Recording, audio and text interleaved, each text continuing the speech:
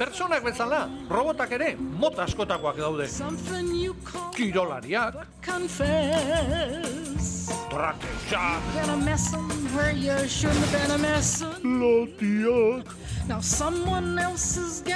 lotxagabeak, baita bertsolariak ere. Altxagorri?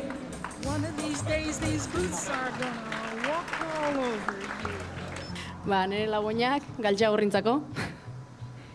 Bertsolari, kantari, ugari eta adi.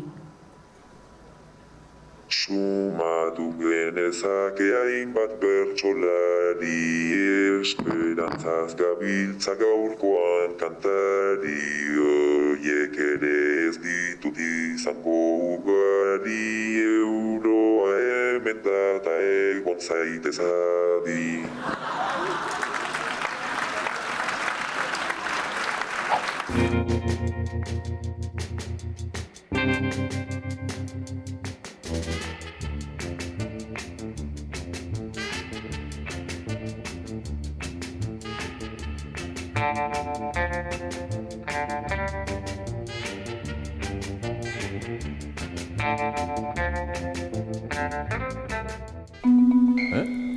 Hau zer da?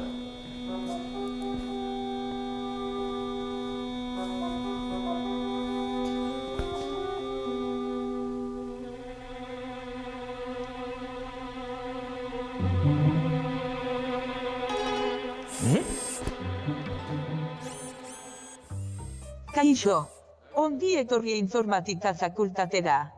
Erresait taldeko nao robota naiz. Gizaki robot elkarrekintzarako bereziki prestatua. Zertan laguntza itzaket? Ara, ni Xabier Arregiren bila nator, isa taldekoa. Badakizu non dagoen? Xabierren bila zabiltza. Bai. Hemen dago, laborategian. Etorri nirekin mesedez. Bale.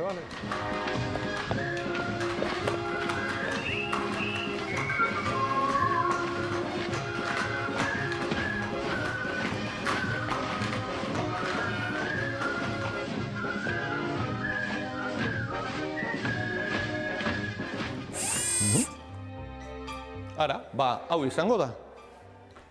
Beno, gero arte nao. Oso eskertuta nao.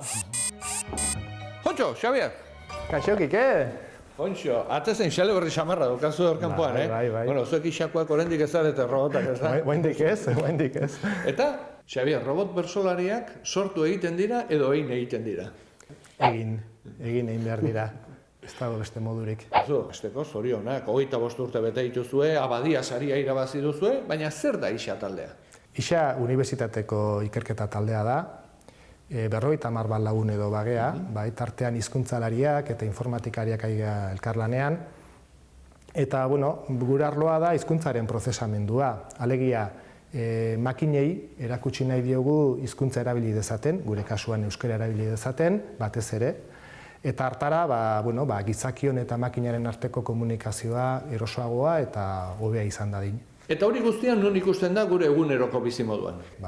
Xuxen, zuzentzaile ortografikoa erabiltzen dugunean, eta euskaldunon artean arrunt ezaguna da Xuxen. Nik askotan erabiltzen du. Hor ere hizkuntza erabiltzen ari gara makinean, ordenagailuan, eta esate baterako euskarazko bilatzaileak erabiltzen ditugunean, edo zer esango dizut, esate baterako traste hau hartuta, traste honi esango bagenio, non dago autobus geltokia?